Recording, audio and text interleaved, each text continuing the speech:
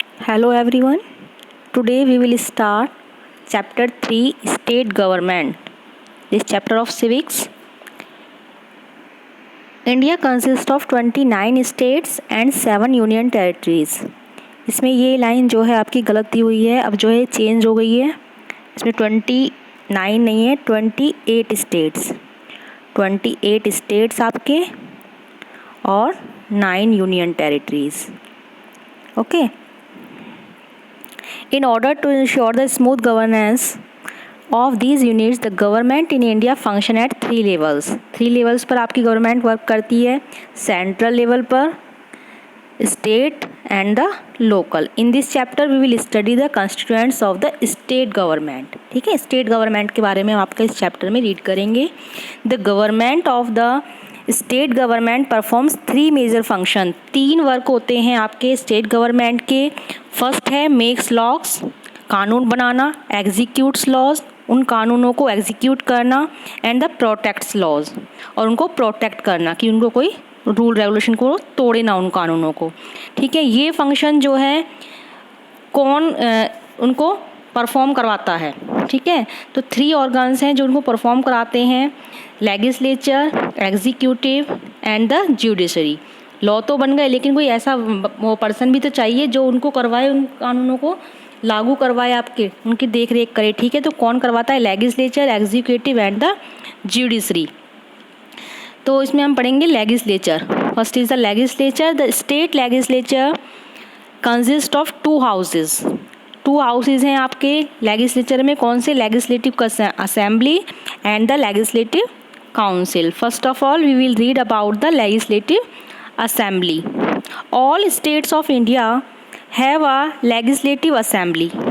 हर states में अपनी एक अलग लेजिस्लेटिव असेंबली होती है. The legislative assembly is the lower house of the state legislature. क्या फीचर्स हैं इसकी? ये जो है लोअर हाउस है. ठीक है, और जो लेजिस्लेटिव काउंसिल है उसको अपर हाउस बोलते हैं. It consist of the representative directly elected by the people. इसके जो मेंबर इलेक्ट होते हैं वो डायरेक्ट लोगों के द्वारा होते हैं. हम लोग उनको इलेक्ट करते हैं. During the assembly election state is divided into smaller units. ये एक स्टेट्स है, इसको छोटी छोटी इसमें यूनिट्स में डिवाइड कर दिया जाता है. और हर यूनिट में वार्ड होते हैं. ठीक है, तो यूनिट कॉल्ड कंटिन्यूएंसीज, उनको बोलते हैं आप कॉन्स्टिट्यूएंसीज. जो यूनिट्स होती हैं उनको क्या बोलते हैं? Constituencies. The candidates elected each of this constituency become the member of the legislative assembly. और इन यूनिट से जो भी मेंबर आपका चुना जाता है, जो भी एक मेंबर आपका चुना जाता है, जिसको आप जानते होंगे विधायक के नाम से. ठीक है, एमएलए जो होते हैं, become the member of the legislative assembly. वो क्या होता है? लेजिस्लेटिव असेंबली का मेंबर होता है. फुल फॉर्म है आपकी एमएलए की, member of the legislative assembly. Qualification क्या क्या होनी चाहिए एक एमएलए होने के लिए? The candidate should be a citizen of India first. The second is the candidate should be a voter in any constituency of the state. Third is the candidate should not be less than 25 years of age. इनको explain करने की हिंदी में ज़रूरत नहीं है, बहुत simple language में दिए हुए हैं आपके ये. The candidate should not hold any executive position under the government of India और स्टेट गवर्नमेंट. वो किसी भी गवर्नमेंट जॉब पर इस तरह से नहीं होना चाहिए. ठीक है, last fourth is the candidate should B sound mental health. The candidate should not B bankrupt. Officers, the meetings of the legislative assembly and presided over by the speaker. The speaker is elected by the member of the legislative assembly from among themselves. अपने ही बीच में से speaker जो है, क्या speaker जो elect किया जाता है वो किस में से किया जाता है? जो लेजिस्लेटिव असेंबली के मेंबर होते हैं वो उनमें से ही एक इसको स्पीकर इलेक्ट कर लेते हैं. In the absence of the speaker, अगर स्पीकर की अब्सेंस में कौन वर्क देखता है? The deputy speaker. ठीक है, the deputy speaker conducts the proceedings of the assembly. He और she is also elected by the member of the assembly. Power and function, क्या क्या वर्क है इनके? The legislative assembly performs 3 types of functions. 3 type के work आपकी legislative assembly करती है। First is the legislative, financial and third is the monitoring.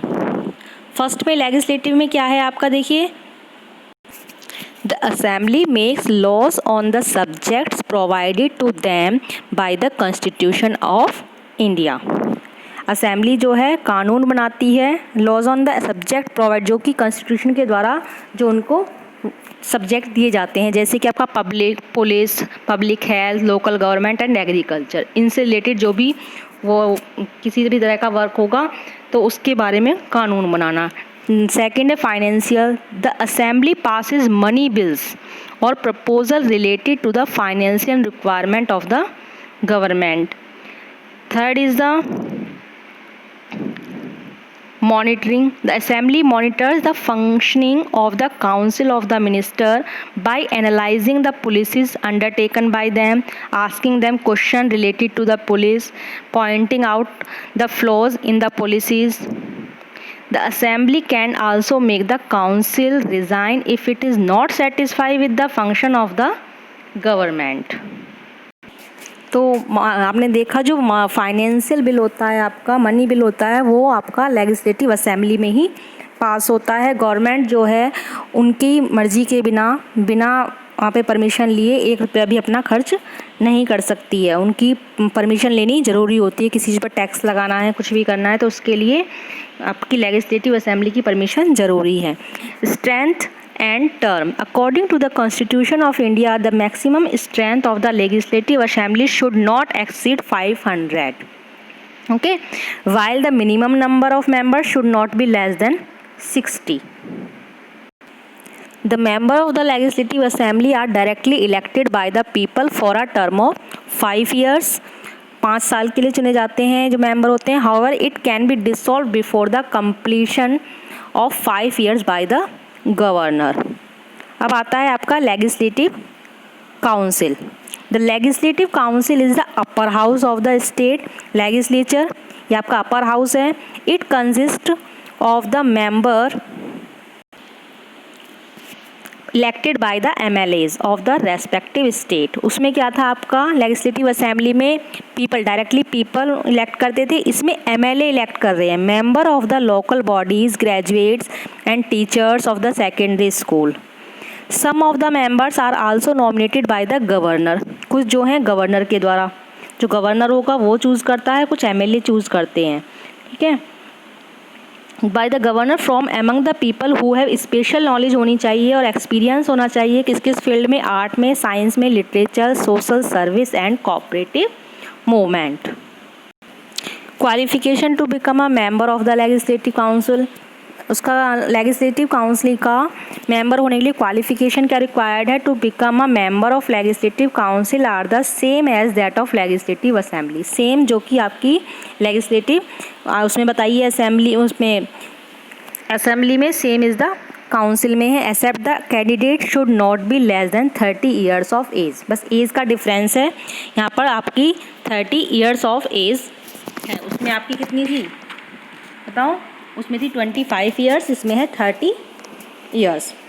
Officer the meeting of the legislative council are chaired by the chairman और in his absence, उसमें कौन करता था? Speaker.